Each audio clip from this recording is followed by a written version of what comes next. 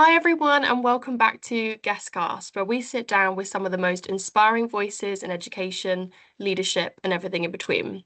Today, I have not one but two incredible guests joining me, Dr. Chassie Selouane and Dr. Jenni Kincaid. Chassie is an American educator, speaker, and school leader with over 2 decades of experience from around the world, from the US to the UAE and now in Saudi Arabia. She's all about educational disruption, social emotional learning, and weaving in cultural and faith-based values to create learning environments that truly resonate with students.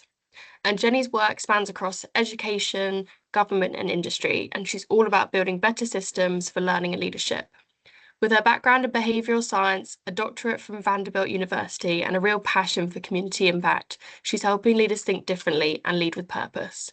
So this is going to be a conversation about change, challenge, and the future of education, and I can't wait to dive in with both of you. So let's start with your journeys. Chassie, you call yourself an educational disruptor. I think that's such a fab term. Can you tell us what that means to you and how you landed in the work you're doing today?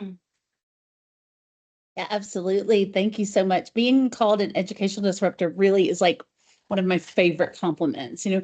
I think for so many years, I identified as a teacher. Even as when I was an administrator or principal, people would ask me, "What do you do?" I'm a teacher. But then I started to really get into the idea of educational disruption or the theory of education disruption, and that is changing the face of traditional education. Traditional education doesn't just work for every single student, Millie. To me, being a disruptor means I'm being bold enough to challenge these outdated systems. We're not working towards working on a assembly line anymore, right? There's so many outdated systems and practices and mindsets that we're not in the need of the root learning of memorization. We need to know how to take information, disseminate it, find out what's factual, find out what's not factual. It's about designing and learning things that excite, empower, and actually reflects the real world for our students, right? So I kind of landed into this role because I've always believed that education should be joyful, meaningful, and inclusive. That's really important. So I also most people identify within a K-12 sphere, right? I really believe that education should be K-20 or K and beyond. So not just elementary, middle school, high school, but we're lifelong learners, right? So this is what being an educational disruptor means. And as a K-12 or a K-20 administrator, teacher, trainer, curriculum leader, I've seen too many kids over the years fall through the cracks, right? So and that's what drives me, that's what inspires me. I want students, when they come to school, Millie, I want them to run to school, not because they have to be there, but because they want to be there, that they're so excited about what am I going to learn today? So for me, when a student, I want them to wake up in the morning and be like, not, I want them to wake up and not be like, oh, I've got to go to school. I want them to wake up and be like, yes, I get to go to school today. And it's a learning adventure, right? Every kid, I want them to find that passion and that joy and meaningful journey of learning. So thank you for asking that question, because I really believe that we need to disrupt the traditional mode of education, and students should have some agency in what they do. They should have a choice. They should have a choice in what they learn, how they learn, and just be excited about what they're learning and get that opportunity. I love that answer. I feel like your passion shows across so well. And I love it's quite a refreshing view on things, it's just kind of getting back down to the core of things, isn't it? Of like, yeah, basic joy, and enjoying school and what you're learning, because learning should be enjoyable and fun. And it should be So about Jenny, I'm sorry. relationships, right? It should Yeah, be about absolutely. relationships too. Joyful, building positive relationships, building executive skills that are going to carry them on into the future. There's no job in the world where you work solo. Even somebody who's working down at a research station in Antarctica, he or she will have to have some sort of connection outside, whether it's through the internet or to order supplies and things like that. You've got to have connection. Nobody is alone. And so it's all about relationships, Yeah, let's relationships and focus on the joy. soft skills. Yeah, yeah, 100%. Now, Jenni, your path has crossed quite a few different sectors. So what's pulled you towards education and then leadership development now? Yeah, I think I started off in juvenile justice, actually. And the state that Yeah. I was in the US was a restorative justice state.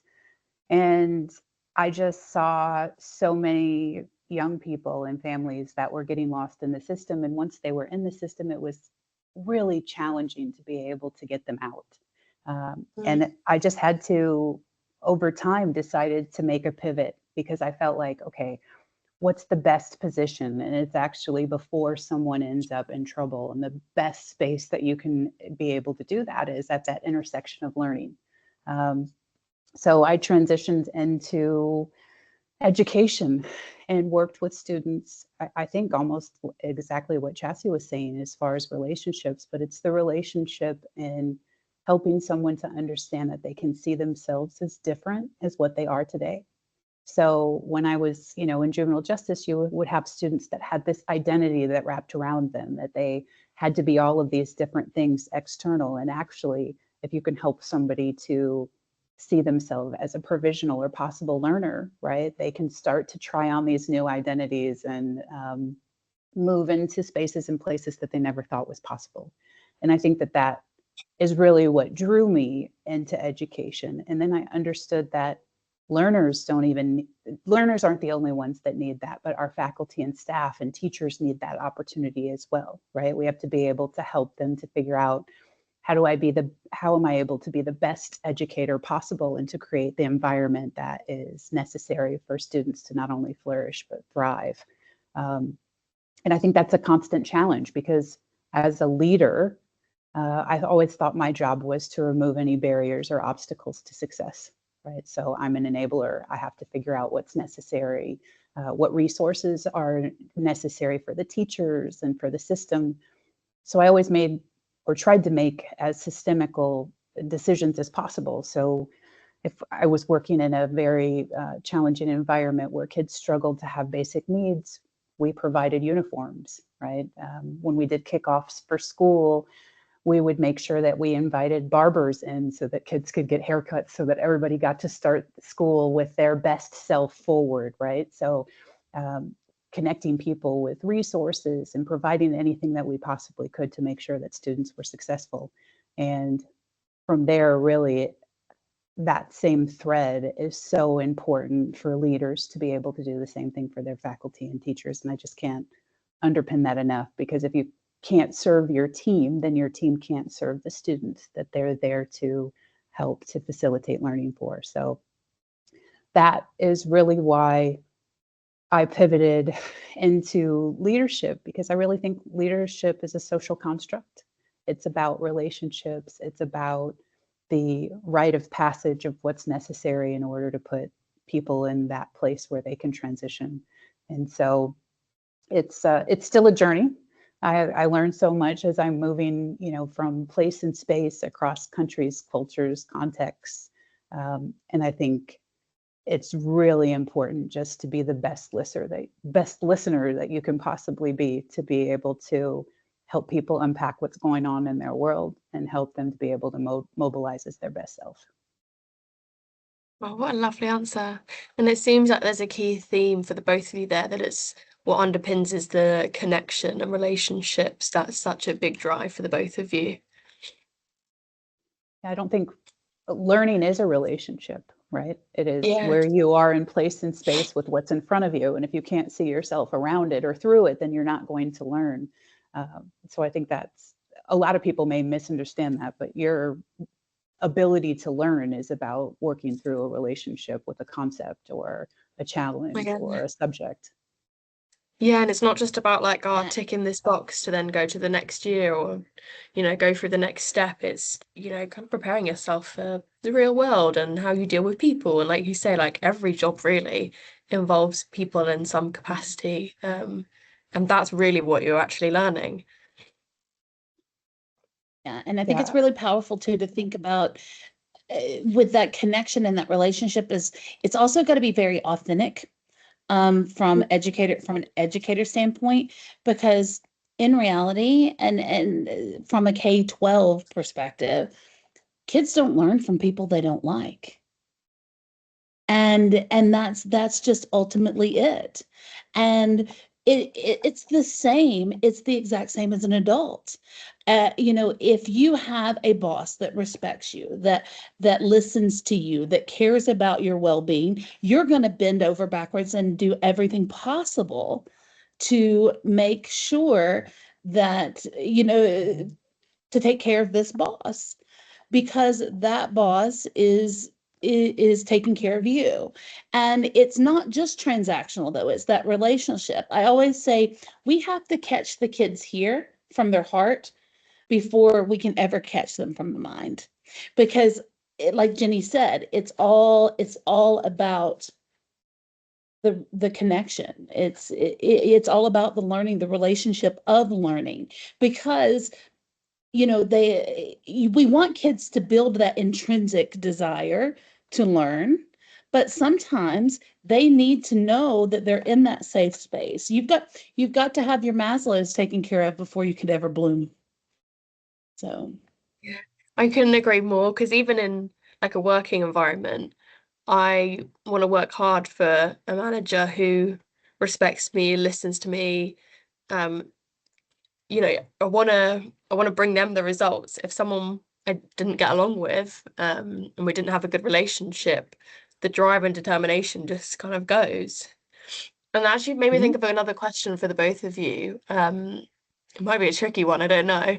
If you've had a situation where you struggled to connect with a student or a person, and that's um you've maybe had to think outside of the box or do something differently to try and get them on board. Maybe like a student who's struggling with a lot of other stuff, they might have some behavioral issues, you know, even if there's just like, even with children, right, you can have something in common. Like if there's nothing to like pull you in and connect you, what else can you kind of do to build on that relationship? I mean, I think I think challenge is really hurt turned inside out. And so if you can stay in space and place with a person and understand what it is that they have going on, from the aspect of, I see you, I understand, I hear you, right? Um, if you position yourself in that situation and you're trying to truly connect with that individual and understand what it is that they have going on, I always used to tell my teachers that it's really hard to understand what's going on with a student if you're face fronting with them. But really, our job is to come alongside them and see what they see. And so a lot of those challenges happen when people are trying to like back and forth with, I see this, it's like this. And so really coming alongside someone and understanding from their perspective, what is it? What do you see? What are you feeling? Can you put that into words? A lot of times people are so overwhelmed that they can't even articulate words. But if you can get them to the point where they can start to share what they're feeling and take steps forward, you can put them back into a zone of control where they feel like that they can move forward. So I think that we make it really complicated sometimes, and we've got all of these different rubrics and all of those things, but none of those things matter if you can't sit alongside the person and make sure that you understand where they're at as, a human being. I love that there's yeah, sort of I side agree by side thing 100%. instead of like forward facing each other. Yeah, and I think that's so important. And I think, to give you an example, because you said it was their time.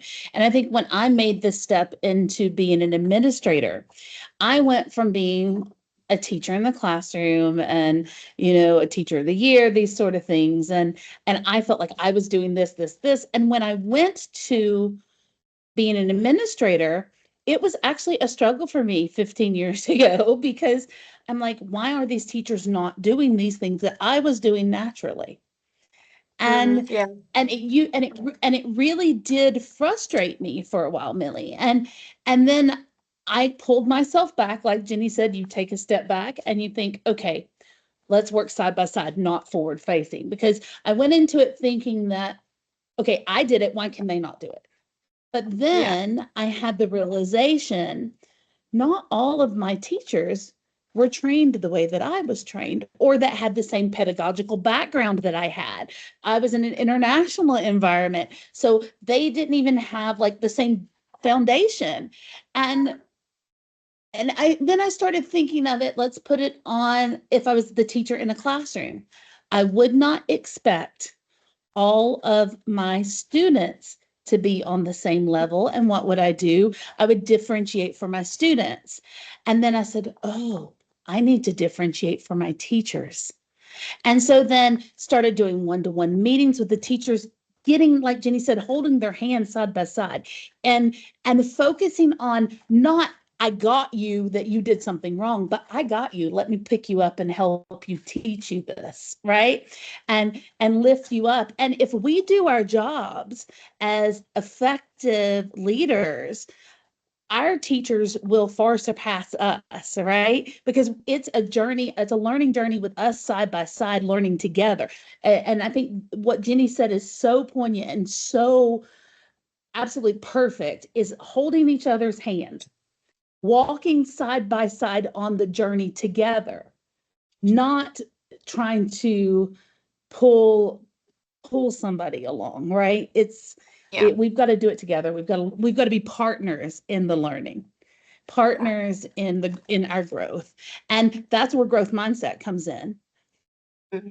That also is such a great example of how important the connection and relationship is. It's not just the students, it goes all the way up to the teachers and through on your life as well, you know? Yeah, I think and it's so easy. Oh, sorry, Jen. I was thinking sometimes. All right, Jenni, you go.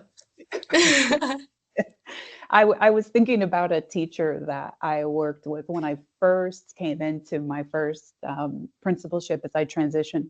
And I had, at that point in time, already been very data informed with my practices. And I was moving into a new system that was really going to have to start thinking in that way and behaving in that way. So it was going to take some time. And I had a phenomenal teacher. And I went in and asked how he was using assessments, right?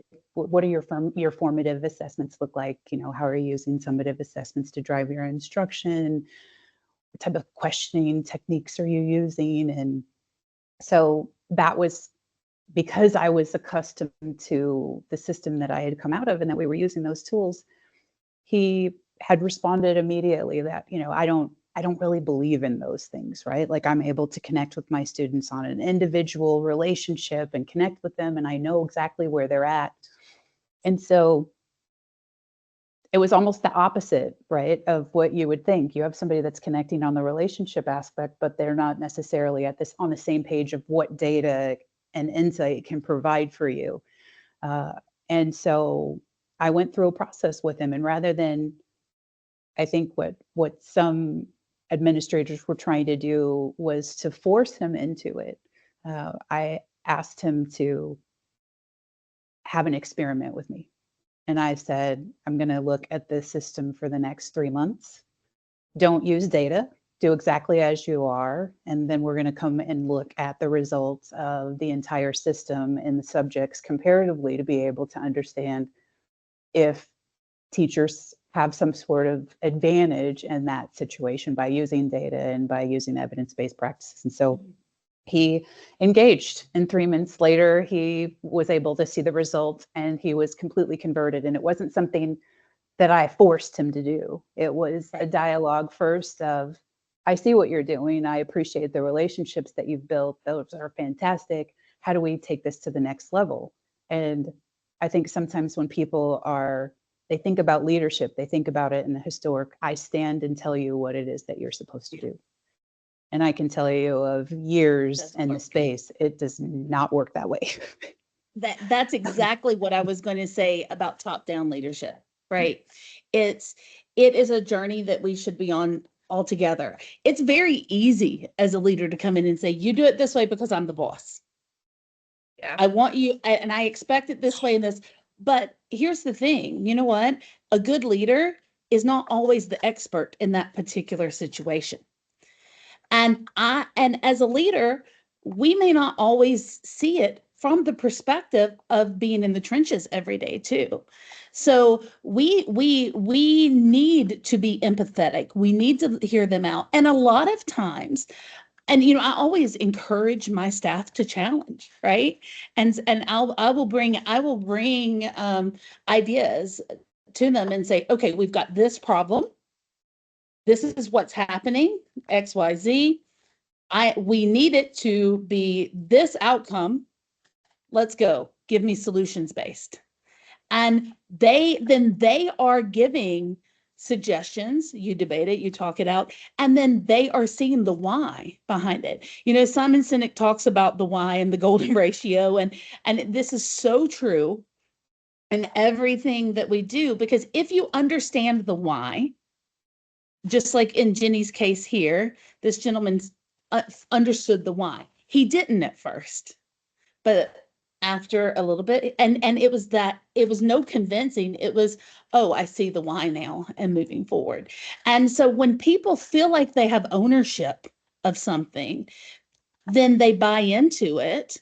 And it's not about being a dictator. It's about using different people's specialties, different people's strengths, right? We all have strengths. And in my opinion, a good leader, honestly, that's what we do, is we're able to see potential and that maybe that person doesn't see in themselves. And if we're a good leader, then we will get that potential out of them. Same with the student, right? See the potential, and they will far surpass even us one day. So I think that's spot on, Chassie. It's also about the understanding that I think along the way, maybe with technology and the ease of being able to open up an app to get whatever it is you want whenever you want it, we've lost the understanding that learning actually does consist and should consist of a bit of a struggle. Now, a struggle within your zone of proximal development, right? So you're talking about 3 to 5% of a reach so that it's still within your grasp to be successful. And that's where I think that, technology has an ability to come alongside us to figure out where that sweet spot is if we're using it in a very empowered way to help students to navigate where they're at and where they want to be. I think that that's definitely a way to be able to use technology to help close gaps and to help students and teachers understand what those gaps are and to self-address. How do you identify that? What's the challenge? What are you trying to do? It's not about telling people where they're at. It's about getting them to tell you where they're at and how they're going to address it. And those buzzwords like technology, innovation, and all these different acronyms, trendy acronyms that are always out there. And, but the biggest thing is real technology, real innovation isn't about all these flashy, trendy, techie things, or what it really comes out to be is impact. How are we making a difference? How are we impacting, right? It's like seeing a child who really hated school light up because we found a technology, something like Minecraft, right, to teach them about math or storytelling, or breaking these, going back to my education disruption theory, right, breaking up the rigid rules that just don't serve the kids anymore.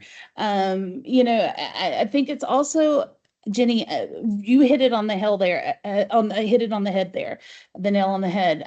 I think it's about the rethinking the teacher roles too. What is that? What does the teacher roles look like? What does assessment look like? What does even the school day look like, right? The key is giving the teachers the permission to try these things, support them though, that I got you, not I got you trying to find something wrong. A toddler's called a toddler because they toddle, they fall down, right? But when they fall down, they don't stop trying to walk. We have to toddle. And that's what we've kind of done with the education system, right? Is we've toddled back and forth, but now we're starting to walk. We're starting to see, we're try, fail, learn, try again. And we're getting there. And I think that by doing that, though, we have to start with leadership. I think that the leadership has to give teachers the space to be able to try, to be able to fail, and then to be able to learn from those mistakes. We have to model that as leaders. We have to be curious. We have to protect them for these opportunities, make them feel safe. We have to give them the creative risks. And the most important thing for all the leaders out there listening, I think micromanagement of teachers has to stop. We've got to Micromanagement systems everywhere. everywhere, but because the thing is here, true innovation cannot happen if people don't feel safe to be able to push the boundaries. Yeah. Yeah, people just feel back in a box. They're like, okay, there's just this one way of doing it, and that's, I guess, how I do it. Otherwise, I'm going to get in trouble, whether you're a teacher or a student. Whether you're a teacher or a student. And that's where we've really kind of got to push the idea to try new things. It's okay to try new things. It's okay for those new things to fail. But like Jenni said, how do we fix it? That's key. Yeah, that's key. Because otherwise, you don't want to be one of those people that's like, okay, well, fine, you can try that out if you really want to. And then say it first, go, well, told you should have tried something new. That person's just going to be shut down. They're never going to want to explore and try new things again.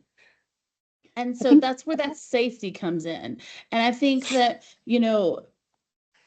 giving students options and choice, giving teachers options and choice, collaborative planning, giving them options for inquiry-based learning that is not a prescriptive you have to do A, B, C. Because get this, I saw a meme the other day that it really it resonated with me. It said, I sometimes when I feel dumb, I remember I got my degree without ChatGPT. Okay. But here's the thing.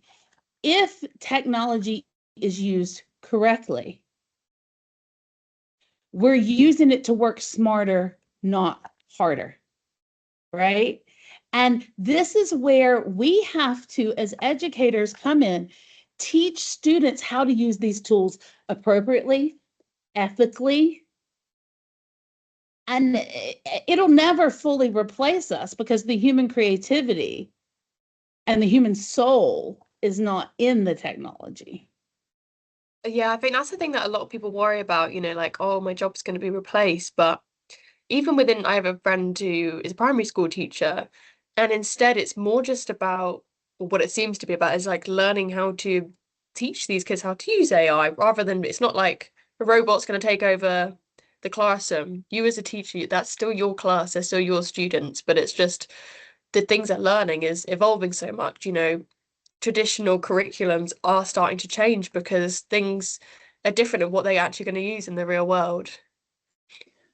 We've had a few different transitions during my, growing up. During our lifetime. I'm like, it started, of course, with no cell phones, and then having the ability to save phone numbers in a cell phone. And then that skill of remembering numbers went away. Google Maps, right, enabled me to no longer have to think about where I'm going, right? And for whatever reason, with this current shift, the phenomena around it is really, people are nervous, and I get it, rightfully so, right? There's a lot of uncertainty, but at the same time, if you really are interacting with technology, you know that it's a tool that can only take you as far as you can go, which also means that it's not going to be the same for every single person. And for some people, they're not going to respond to that, right? So I always say in education, we have 5 T's. It started out with the teacher, and then the textbook, whatever text passage, right? You've got the test, you've got talk, and you've got tech. And those are different modalities of how you can approach learning from different lenses. And so if we're willing to set down what we think or believe about technology and just interface with it as it is, then the reality for me is that I would start to look at the way that I was assessing my students differently, because on the era of the calculator, kids were then able to use calculators, and then the formulas, the problems got more complicated, right? Because you were using a tool to be able to extend your learning. And I'm hoping that we're able to wrap around this technology in the same way, and that we're able to leverage it for what we need it for, not for what we believe that it's going to take from us. Exactly. Exactly. And we've got to find creative ways to integrate it into the classroom. My grade 3 students right now in my school are doing persuasive essays. I mean, for grade 3, so persuasive paragraphs. And their debate, though, now this is grade 3, and they've chose the topic. And the topic is, do we need borders? Yes or no? And they have to support their answer. Why? And they needed to write a letter to a president. It could be the president of Saudi Arabia, or the king of Saudi Arabia. It could be the king of wherever, of the UK. It could be anywhere. Any leader, a president of the United States, or president of any country of their choice, and it could be their home country, where they're from, an international school, but on their opinion of, should we have borders, yes or no, and why.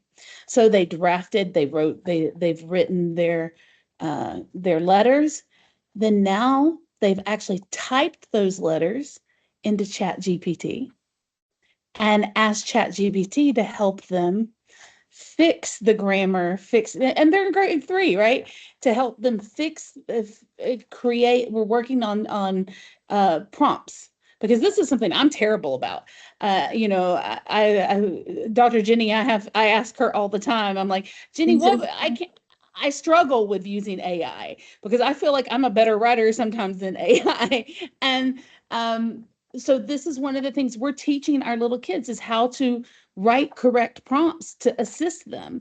And then they take it and they have to handwrite, because we're keeping the handwriting. So then they have to handwrite from ChatGPT, and then they have to type it back again. Right. And so they're still working on their grammar and their punctuation, but they're getting it checked. It's like when Jenni and I were kids, we did the rewrite, draft, rewrite. But now what we're doing is we're teaching kids to do the draft, rewrite through using tools like ChatGPT. That's very smart. And actually, a question around technology in general, about how you think it's being used in education. Are we relying on it too much, or in the wrong ways? I mean, I know obviously you've just given some examples of some good ways, but I know there's so many mixed feelings out there. Some people think, okay, well then for the students' perspective, it's like, are they not thinking enough and being imaginative to use it well? And going forward, it's just accelerating at such an insane rate. Yeah, it'd just be good to get both of your thoughts on that. Listen, when it comes to technology, again, I think it's a tool, right? So however you use it, it's either going to be a tool for good or for torture, right? So you have to, understand what's your relationship between this space, between what you're using and what you're doing, in order to make sure that you're leveraging that tool in the way that it's necessary. The other thing is, I think there's more than one type of tool. And so as leaders in this space, we have to create time and space for teachers to be able to play with the same technology that we're expecting them to deploy. And we have to create that same environment for teachers. And the reality is that if we're able to model that and create space for them, then they can model and create space for their students. But in absence of that, Teachers are going to try to get by based on what it is that they can do, and that's not necessarily fair, right? So we have to create the same conditions for learning for our students as we do for our teachers.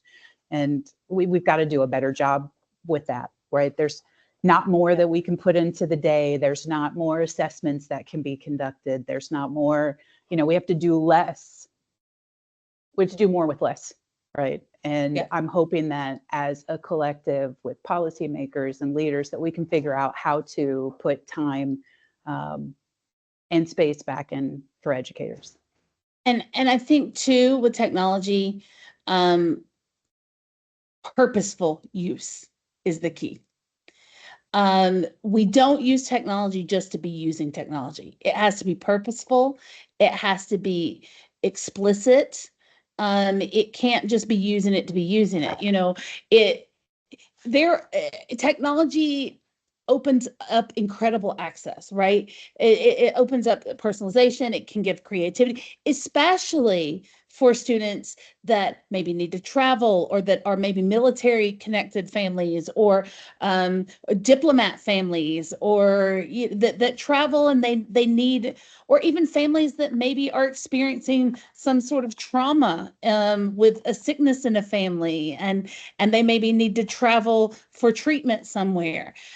So technology can be, and this is why having options for like digital first options, which is what Jenni and I really advocate, that, because see, here's the thing, it can't just be a one stop, a one size fits all. And that's what we've done. So I think that's where we've kind of done poorly in education, is it needs to be it needs to be brick or mortar, it needs to be virtual. I think having opportunities for hybrid and using the technology appropriately is important. I think another thing to remember is, the danger in technology is when we start to see it as a replacement for the relationships. So we go back and we're saying that relationships are everything, right? But a great app is a great app, but it's no substitute for a great teacher. An app can't inspire, it can't connect, it can't make that soul to soul connection. And so I think it's really important when we're using tech to remember that we need to use tech to enhance the human connection, not replace it, right? And I think that the biggest thing, and Jenni kind of mentioned something that I think is so important, as we are moving towards more technology, because we are very fortunate in this part of the world to be very connected. Most everybody has a device, most everybody has access, but remember, this is not the case throughout the world, right? So we've also got to start thinking about, we need to start asking, when Jenni's talking about policymakers and things, these policymakers and governments need to be asking the equity questions, right? They really need to come out and say, who has access? Who doesn't have access? Who's being left behind? What is being lost in this digital shift? And Jenni said something earlier about in our lifetime, how it's changed. And it's very true. Jenni and I are we are what is called a digital immigrant, because in our childhood, we did not have access to computers and to technology. We had beta tapes and VCR. We went from beta tapes, VCRs, to CDs, to Blu-rays, and to not having computers in your home, to having laptops. And so we are what is called a digital native, a digital immigrant. Now, students today, even Millie, you yourself probably are a digital native. You've had technology your entire life in some form or shape, I'm sure. And so this is where we have to look at that equity challenge, because we tend to take for granted that everybody is a digital native now in this day and time. But some parts of the world, that's not true. Chassie, I mean, you've hit something that just resonates with me at my core, is that in my environment in the US, I noticed that we were resourceful, rich, but resource poor. Correct. And when I pivoted to the international space, so the environments that I were in was, resource rich, but resourceful poor. And Agreed. so you have almost the exact opposite. And so I think it's really important to remember that while some people think that technology is innovation, it's actually not. The innovation, the concept of innovation, and there's a lot of, different standpoints on this, but one of my favorite is that innovation happens in its most natural form when there's a constraint.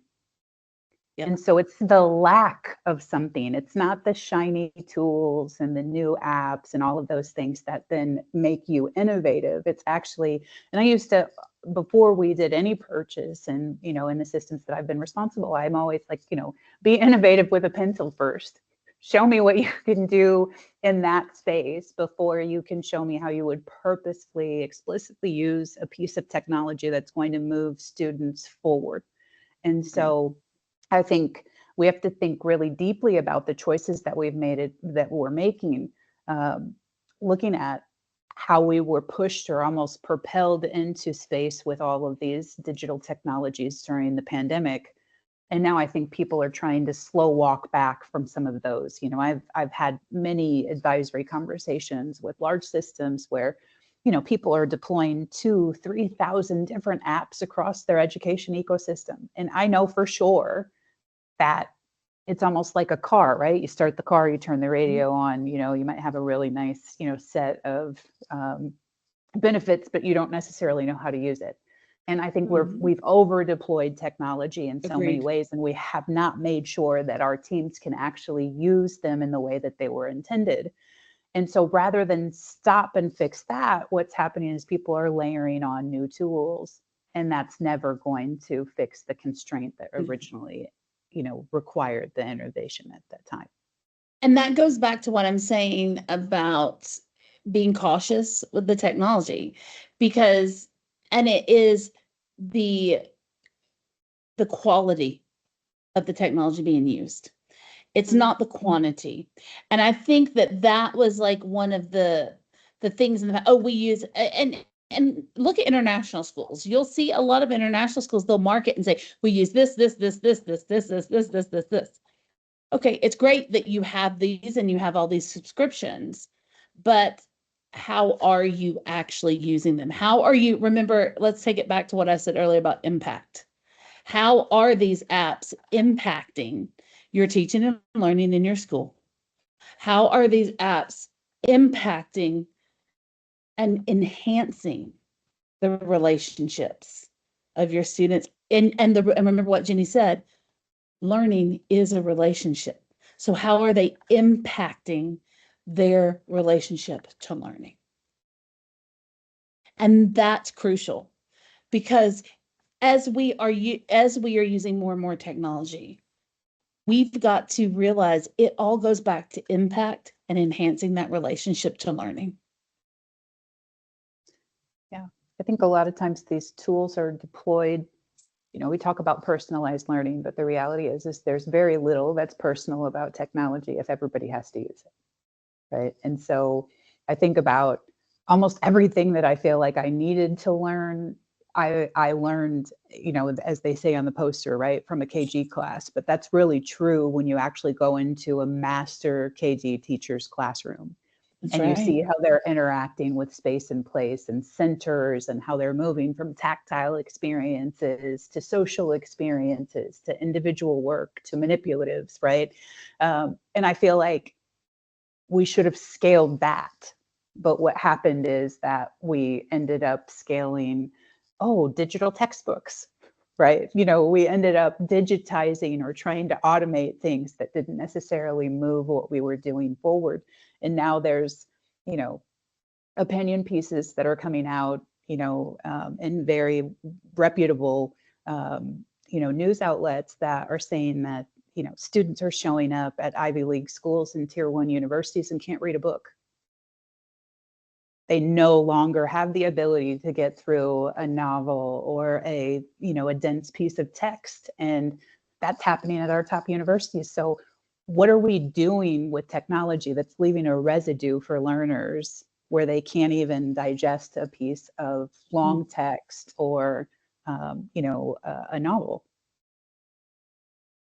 Yeah, that's crazy to think. I didn't even know that stat, or that fact that that's what's happening, and it's such a hard balance to get of with digital and AI in general, and it's such a minefield. And I think the other thing that's hard for teachers, or what I imagine is difficult, is where, say, someone like you guys, if you're not used to that growing up, you're having to learn this stuff from scratch and then weave that not into maybe even in your personal life, but then work as well. And at the same time, teachers are like just taking on so many different roles now of being almost like counselor, focusing on well-being. Like this, there's just so many things to think about. I can completely see why some teachers just go, there's almost so much out there in terms of tech and AI. It's just so overwhelming to go, I don't even want to dive into that. And I don't know where to start. Or the flip side is other people just go, oh gosh, I have to get on board with it. Let's just try everything. And then Right. maybe, those things aren't actually having much benefit. Right. And I think Jenni said something really important about everything I learned in kindergarten. I learned in kindergarten, and you go into the master kindergarten classroom.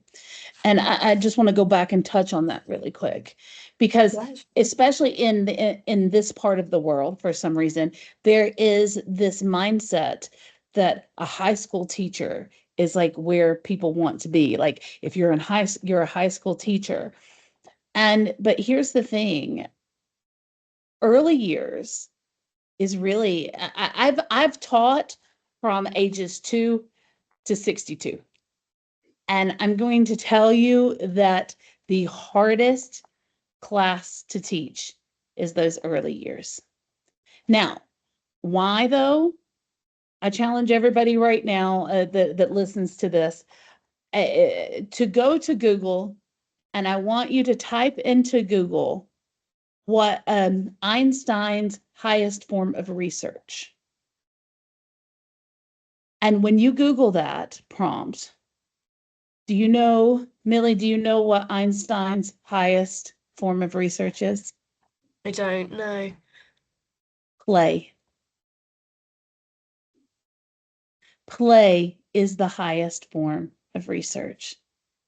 So we can have all these technology, we can do all that, but if we don't have the joy and the play, are our kids ever really truly learning? Goes back to relationships and learning being a relationship. Yeah. I think probably growing up outside playing was where I learned about democracy and power. Yep. And, who had the ball outside was like, the person who was in power, right? They had this resource that we needed in order to be able to play. And now I look at kids and the concept of going outside has gone, right? Like nobody's playing outside, they're at home or, stuck to devices. I think that's going to be something that we're going to have to almost negotiate back and forth with students about how they're using their technology intentionally, and they're going to have to be the ones to make decisions because, you see these, you ban phones, you don't ban phones, the piece of data came out and said that, there's now research that shows that when students are separated from their devices, that their anxiety goes up. Anxiety. Right. And so you're trying to fix something with this absolute, you shouldn't have it. Right. And so I just feel like we're going to have conversations. The other piece is that I hope that I can empower at least, one teacher to know that I didn't have technology growing up. So when it came into the classroom, what I did was I sat down and I was a student. And my students taught me. And so there's nothing wrong with learning from and with the people who you are teaching and facilitating that and enabling them to facilitate you in learning, right? So I am not above telling somebody I don't know how to use an app or show me how to do something, because is that not really what learning is? Is it entering into a space and having no maybe prior knowledge of what that is, and then setting something in front of you and enabling that person to teach you. And I don't care if that's a 5-year-old or if it's an 18-year-old, right? So I think we just have to we're all learning, right? We each have information that the other doesn't. And if we can just come together and interact in that space, I think that there's a phenomenal opportunity for us to think distinctly different about the way that we've interacted with teaching up till now. Like I tell you, you listen, to, we don't know what's going to happen. Let's learn from each other and like move through this space. Perfect example of this is I would always tell my students, like, I learned social media from my students because they wanted to have a class Instagram account. They were fifth graders that taught me how to do this back in the day when Instagram first came out. Okay. Then later on, and I would always tell my students as a classroom teacher, I would always tell my students, if I don't know the answer, we'll learn it together. I would always say this to them. We can research anything. If we research it, we can learn it. Now, this backfired on me in 2015. And in 2015, I had a group of students that I had taught when they were in fourth grade. They were then at this point, or I taught them all when they were in fourth grade. At this time, they were in sixth, seventh, and eighth grade. They had decided they wanted to learn robotics. And they could not find anybody in the school. And I was director of teaching and learning at this point. I was no longer just in the classroom. And they wanted to, they had it in their head. They had been playing with Mindstorms at home. One of them had got a Mindstorm and was really into it and got the other kids into it. They wanted a robotics club. And this was in Dubai. And they came to me and said, Miss Chassie, we want this after school club. But no teacher wants to sponsor us. And like, so you need to be our sponsor. And I said, guys, I'm an English teacher, a drama teacher, a social studies teacher, a curriculum person. I know nothing. I learned, fifth graders taught me how to use social media. What do you mean? And they said, Miss Chassie, you said if you didn't know it, we could research it and learn it together. Using my words against me. How can I say no, right? Because this is years later after I'd taught them. So what did we do? We formed a robotics club. We taught ourselves, like we Googled and we YouTubed and we learned about different competitions. And then we found the World Educational Robotics Competition, which is one of the hardest competitions in the world. We could have done like First Lego League or something like that, where it's a drag and drop. Oh, no. My kids wanted to learn to code. And so we together started doing these activities.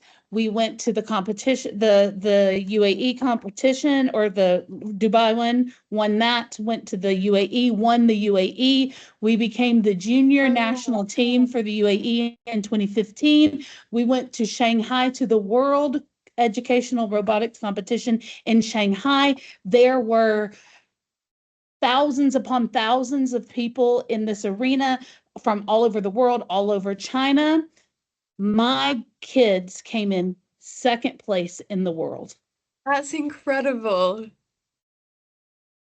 Second place in the world. I don't know how you got the balloons to come up there. I don't either, but it just happened. It was perfect. I was like, wow. But So second place in the world. And these kids, still to this day, you're not really supposed to have favorites of students, but these kids inspired me beyond no, and they're all in university or even graduated from university now. But the beautiful thing is the sixth grader, who was the youngest, his dad reached out to me several years ago when he was a junior at the University of Florida. And he was doing mechanical engineering, robotics engineering. Wow. And he had sent his dad a message that said, Dad, what we're doing in class this week is what Miss Chassie taught us in sixth grade. Wow. Shows you how much that shapes their whole future, you know? And so something that we learned together when he was in sixth grade, I get a report back when he's a junior in his bachelor's program. Wow, that's really special. So this is why we have to, when Jenni says face-to-face doesn't work, it doesn't. This is why when we're talking about student-centered classrooms, It's so important. Giving them that ownership, giving them that sense of agency. It's so important, because if students don't feel safe to try and to push those boundaries, right, they'll never innovate. I think that's the same for teachers too, right? Like we have to be able to give that place. And I hope if there's a leader out there that needs to hear this, the reality is that you don't have to have all the answers, right? You just have to give space and place for people to be able to work through things. And so I think I've found that over the years that people who come into teaching that were athletes, I mean, I played basketball, and the thing that helped me is that I realized that I could study basketball all day, right? I could understand the rules. I could, fill in the test. But if my final was to go out and play a basketball game, and that's really, learning is tactile, it's movement, it's, them really understanding how to think critically and deal with things that are happening in place and space at real time, right? And so I always say, I think we spend almost most of their formative years asking them to explain their understanding of a content or a subject. And then they move into the workplace, and the first thing that they're told from their boss is, no one cares what you think. They want you to influence and change people's minds and to lead people in a different direction. They do not want you to repeat what you understood was said to you. And so we have to create these opportunities. I think that's happening right now. If I look at the Arab Youth Survey, right, 200 million youth across the Arab region and the Levant, North Africa, those kids are coming back in massive amounts and saying they want to be entrepreneurs. Where I think about just a generation ago, the concept of having your own business or moving in that space and place wasn't even, for most of us, an idea. And I think we've got to move into these places and spaces to help kids do the things that they want to do. And that really doesn't necessarily look as traditional. And that's also not just using technology, right? So the presence of technology does not mean that there's the presence of learning. And so I think it's really important that if teachers and students can really take their own self-reflection of like, what am I doing right now in this moment? And are the things that I'm doing creating change and learning? Then you can be a bit more informed, right? About how am I triangulating what's happening in my classroom, what's happening every day with my students, what's happening in my school. Yeah, for sure. Well, some really interesting answers, and I'm conscious of time. So before we wrap up, I've got an exciting question to end on, which I think would be really nice if you both collaborate on.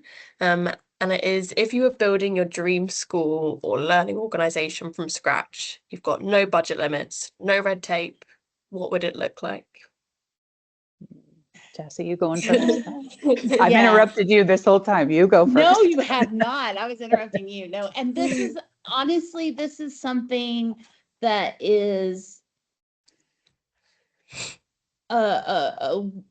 my dream. And I'm so glad you asked this question, because I'm kind of in between it right now, because I have Appalachian American Academy, which is my digital first online school, and this is a K through 20 school, so students can actually go all the way from kindergarten to getting their even their bachelor's or even master's with us through a partnership that we have with Global Campus. However, I also think, though, that some students need a physical location as well. And I'm really fortunate that right now I am the principal of a school here in Saudi Arabia, MLS, that is the physical school that I'm the principal of. And this school is a focus on social emotional well-being, right? So for me, I mean, I think that a school should be, number one, a second home to a child. It should feel, again, they wake up with that joy that I'm going to school today. It should be safe, joyful, purpose-driven. It's got to be project-based, student-led, and this is the key, globally connected. Our students, it is no longer about just a local perspective. It needs to be global, and to think that a child could be at a school where they start in kindergarten and go all the way through university, no matter where they are in the world. And this is what we're able to do through our partnerships at Appalachian American Academy. If the students want to be in a physical location, we have different partners. We can find them a physical location, but we also do the virtual with live teachers, and this is new coming to us in the fall. Because right now, currently, we were 6 through 20. We're opening kindergarten next year, kindergarten through 20, because students will have their options of learning. They can learn. Jenni, I'll let you talk about the different modalities of learning, because Jenni can explain that a lot better. But the idea would be that it's unstructured time, right? So students control their schedule. They would get to have access to makerspace, to mentorship, to they could go they could go to gyms, we would find different experiential learning opportunities for them. If they're online, it create trip opportunities for them. But let Jenni talk to you a little bit about the modes of learning, because this is really exciting. So Jen, jump into that. I think the first thing that I think about in the K-20 space, and actually it's K-20, it's beyond that, really. It's from the cradle to gray, right? Like, I believe that you should have a space where you can learn and reskill, upskill, continue to learn and thrive. And it's just something that we've kind of packaged into the K-12 space. And then where we typically have issues with identity, I mean, one of my things is identity is in transition, right? And usually where we end up struggling is in the transitions. So we know the K-12 gap, there's a moat between when kids leave 12 and they're trying to go to college and university. And when they leave college and university, there's another moat around that because of employment, right? And then if someone leaves the workforce, there's a moat around them of how do I get back and I'm employed again, right? And so first and foremost, I think as much as we think that we cracked the code in transitions, we have not. We have to blur the lines and really color out of the space when it comes to this and create bridges where people can have early access or late access or no access, depending on what it is that works best for them and where they want to go. And I think we've got to be able to provide multimodal environments, is what Chassie was talking about. We need to be able to provide opportunities for students to be completely asynchronous if they'd like, asynchronous with some supports, right? So that they can have doubt clearing sessions and engage when they want. They could have group lessons, have that cohort environment where they have the relationships that they need it. Or we need to create opportunities where students can have one-to-one instruction beyond a tutor, but like that teacher and an individual student. The way that we're able to scale that is digitally. And then if we're able to take the weight of that type of instruction with pull out and push in and all of the different supports around the multi-tiered system of supports that are possible, then people in person can be champions of kids, right? They can be that interaction that kids go to have the relationship, rather than continuing to put all of these weights on top of teachers and leaders where they're trying to be everything to all people and end up being nothing to anyone, right? Because they're just so stretched. So I think we're at a really interesting place. For the first time over the last 6-12 months, we've been stretching into the international space where we've enabled high school students internationally to take college courses, which is a common practice in the US, but has not been easily accessible in the international space. Chassie and her school championed the first students to do that in the region. And students were able to see that, like, oh, I can take university courses in high school, and like, I'm actually ready to do that. And then you have another set of personas that need to actually have a hypothesis about what they want to do when they go to college or university, and they need to test that. Right. So early access also helps people to test their theories about what they want to be when they grow up. And it's okay if you continue to change, because I know many people who are adults and still don't know, and that's fine. So really, it's an endless space for learning. We don't even have enough time to talk about it. Yeah, That would be we a don't. whole nother podcast. But I just want a much more flexible, agile, resilient system that people can get the supports and access to what they need in order to be successful. Yeah. Yeah. And having the choice and the agency to personalize that learning, having that learning plan, having something that we call success coaches, and that guide and talk the students through their pathways, and really individualizing that. One thing that I would keep is the need and the belief and high expectations that the sky's the limit. Kids can do hard things. Kids can do hard things if we give them the right support, right? Yeah. And so, Jenni and I have a dream. We really do. And, it's something that, really fortunate. Our passion for education is actually what from a conference is how we met, and it's something we've our passion is. So I'm really happy that you asked us that question, because it is our passion and it is our dream to have a school that literally is personalized for each and every kid what they need. And the beautiful thing is we've actually managed to build at least the digital portion of that. And starting in August, we'll take on for Appalachian American Academy, we'll take on our first. We currently have students in six and above, but we will take on our first full actual cohort of K kindergarten to beyond, right? And so like infinity and beyond, I think maybe that should be our slogan, is kindergarten and beyond, right? But that is the beautiful thing. And we have American accreditation through Cognia, and we have American certified teachers that are doing this. So they will be teaching in the mode that they need, whether it is asynchronous on their own. It could even allow families that maybe have tutors at home. They could have an individualized tutor at home, but then they are still using access to our teachers and for additional, and our curriculum for additional support.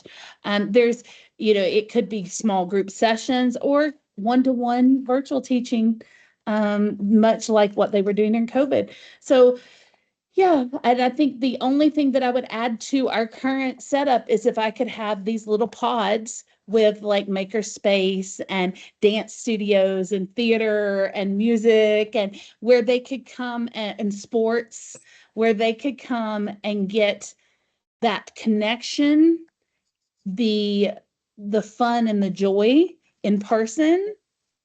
And I think that that's my dream school. It's not constructed by time. It's constructed by each family's needs. That sounds truly, truly incredible. And I want to say a massive thank you to both of you. It's been such an amazing discussion, as I kind of thought it would be, but it's so interesting hearing you both bounce off each other and your ideas and perspectives on things. And I think key thing for our listeners to take away is about, connection, relationships, meaningful change in education. That's what was really key, I think, in today's conversation.